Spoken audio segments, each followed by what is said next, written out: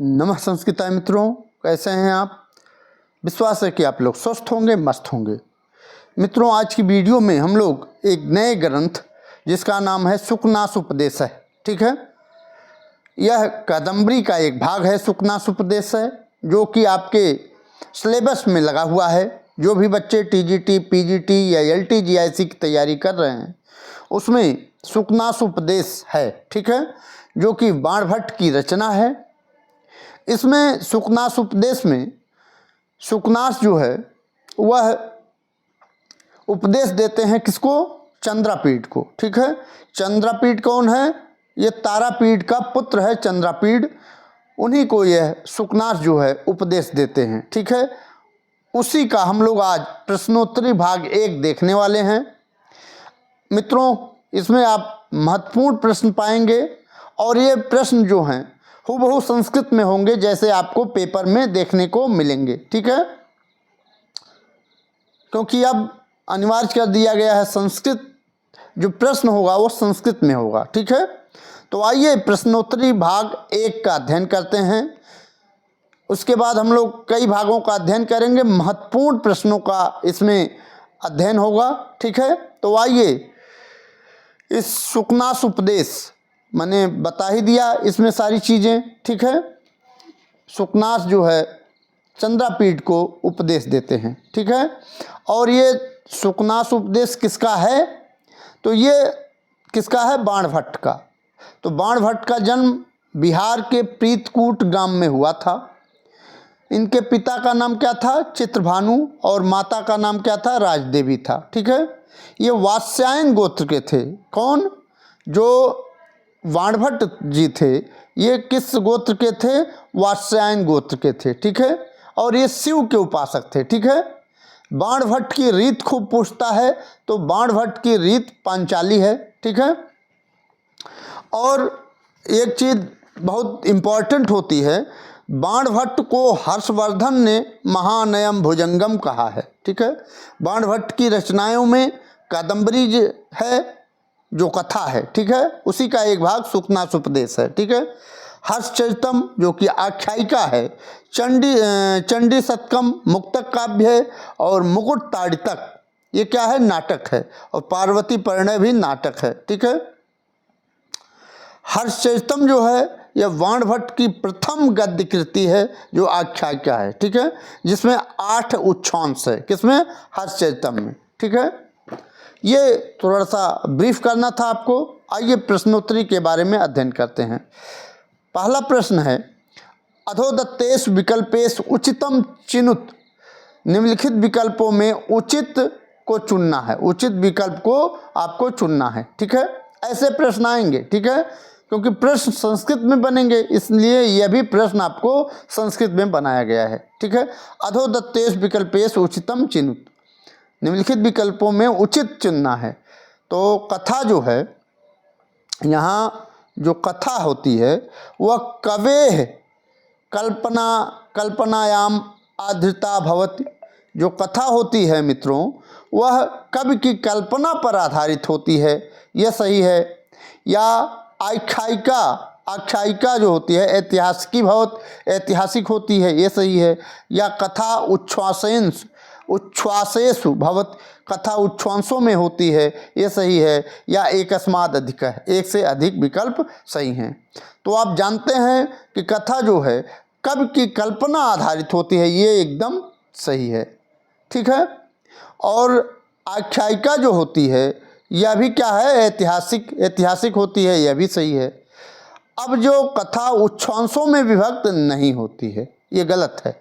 लेकिन पूछ क्या रहा है? उचित चुनना है। तो उचित 2 है, इसलिए एकस्माद् अधिक सही हो जाएगा, ठीक है। ये आपका डी ऑप्शन बिल्कुल राइट आंसर हो जाएगा, ठीक। नेक्स्ट है, बाणभट्ट के विषय में शुद्धम विकल्पम चिनुत। शुद्ध विकल्प चुनिए, ठीक है। तो यहाँ वंश है, प्रपितामह है, पितामह है और पिताक, इसको आपको मिलाना है, ठीक है। तो आइए मिलाते हैं मित्रों। तो यहाँ वंश, बाणभट्ट का वंश कौन सा था? तो बाणभट्ट का वंश वात्स्यायन वंश है। ठीक है, ये आप लगा लिए। प्रपितामह कौन है? बाणभट्ट के प्रपितामह कौन है? ये पाशुपत हैं। ठीक है, ये मिला लिए। पितामह कौन है? पितामह बाणभट्ट के पितामह कौन है? अर्थपति है, ये भी मिला लिए। और पिता कौन है? ये चित्रभानु है, ये भी मिला लिए। ठीक है, तो इसमें आइए देखते हैं। तो पहला ए का चौथा किसमें है?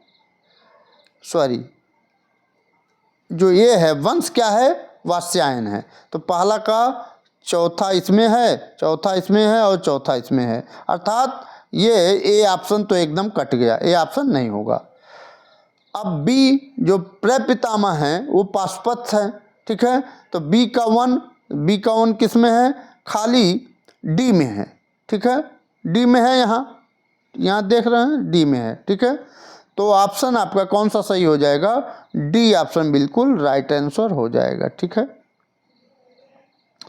ए का चौथा, बी का पहला, सी का दूसरा और डी का तीसरा अर्थात चित्रभानु। ठीक है, कहने का अर्थ है कि बाणभट्ट का वंश जो है वात्स्यायन है और बाणभट्ट के प्रपितामह कौन है? पाशुपत जी हैं। और बाणभट्ट के पितामह अर्थपति हैं और बाणभट्ट के पिता चित्रभानु हैं। ठीक है, और माता कौन है ये आपको कमेंट बॉक्स में बताना है। ठीक है, इसका डी ऑप्शन बिल्कुल राइट आंसर हो जाएगा। ठीक, नेक्स्ट है निम्नलिखितेषु अनुचितम चिनुत। निम्नलिखित में अनुचित को चुनना है। किसको चुनना है? अनुचित को। ठीक है, यहाँ अनुचितम है। ठीक है, तो यहाँ आइए देखते हैं। वैश्यवाणी कवि चक्रवर्ती गोवर्धनाचार्यण के द्वारा वैश्यवाणी कवि चक्रवर्ती कहा गया, या बाणस्तु पंचानन चंद्रदेव के द्वारा कहा गया, या पंचबाणस्तु बाण जयदेव के द्वारा कहा गया, या महानयम भुजंग हर्षेण के द्वारा कहा गया। ठीक है, तो इनमें अनुचित विकल्प को आपको चुनना है। ठीक है, तो वैश्यवाणी कवि चक्रवर्ती बाणस्व पंचानन पंचबाणस्व बाण महानयम भुजंग, तो ये महानयम भुजंग हर्ष के द्वारा कहा गया बाणभट्ट को, यह भी सही है। ठीक है, पंचबाणस्व बाण यह जयदेव को कहा गया, जयदेव ने कहा किसको? बाणभट्ट को, यह भी सही है। बाणस्व पंचानन चंद्रदेव ने कहा बाणभट्ट को, यह भी सही है। ठीक है, ये वैश्यवाणी कवि चक्रवर्ती जो है ये गोवर्धनाचार्य नहीं कहे थे, बल्कि ये हर्ष के द्वारा कहा गया था। किसके द्वारा? हर्ष के द्वारा कहा गया था। इसलिए अनुचित कौन है? ये ए ऑप्शन। ठीक है, ये अनुचित विकल्प है। ठीक है, ये वैश्यवाणी कवि चक्रवर्ती ये हर्ष के द्वारा ही कहा गया था। किसको? बाणभट्ट जी को। ए ऑप्शन आपका सही हो जाएगा। ठीक,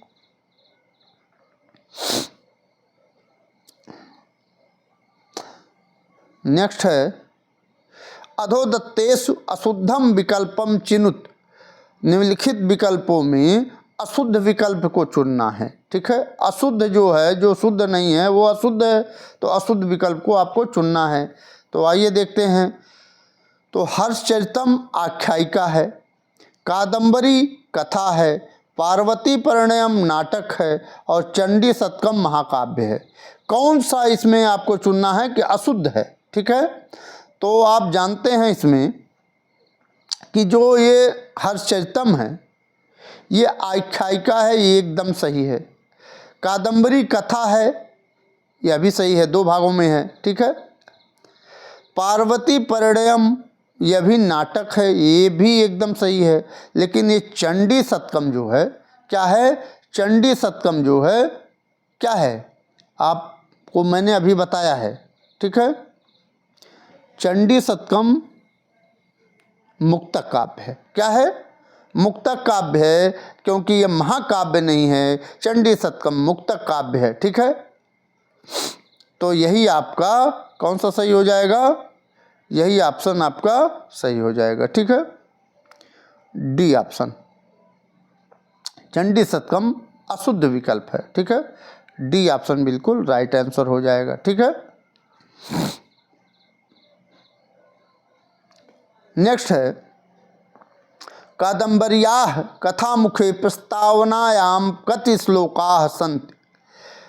कादम्बरी कथामुख के प्रस्तावना में कति श्लोकाः सन्ति, कितने श्लोक थे या कितने श्लोक हैं। चत्वारः 4 श्लोक हैं, एकादश 11 श्लोक हैं, पंच 5 श्लोक हैं, नैतेष्क में इनमें से कोई नहीं है।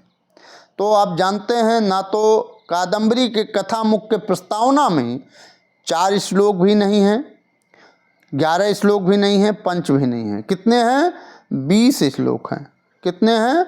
20 श्लोक है, इसलिए नैतेष्क में इनमें से कोई नहीं हो जाएगा। डी ऑप्शन बिल्कुल राइट आंसर हो जाएगा। ठीक है, नेक्स्ट है बाणभट्टस्य उपाधि विषय उचितम मेलयत।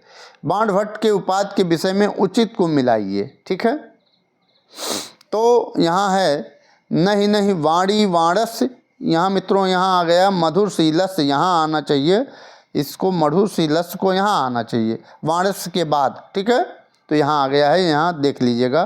तो नहीं नहीं वाणी वाणस्य मधुरशीलस्य वाणी वाणो बभूव इति बाणः कवि नाम इह चक्रवर्ती यादृग गद्य विधौ बाणः पद्य बंधे अपितादृश।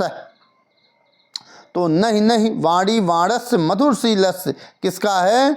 धर्मदास का। ठीक है, यहाँ आपका तीसरा, 1 मिनट मित्रों फिर से मिला दें, तो इसका तीसरा मिला लीजिए। ठीक है, वाणी वाणो बभूवेत ये किसका है? सोडल का है। ठीक है,